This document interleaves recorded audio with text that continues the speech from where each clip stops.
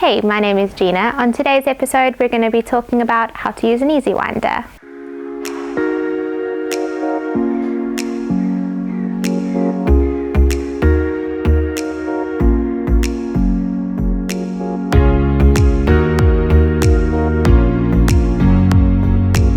Start by feeding the end of your ratchet strap through the top two teeth of the easy winder. You're then going to feed the end through the two metal teeth in the middle. From there, start pulling the handle towards yourself and you'll notice that the strap will start to wind.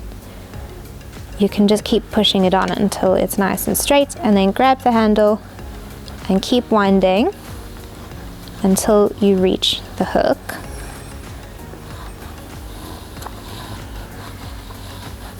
Once you get to the label, you can pull the strap off. Just wind the piece at the end. And that's your strap ready to store. If you like this video, be sure to give us a big thumbs up. If you want to see more of these videos, be sure to subscribe to our channel.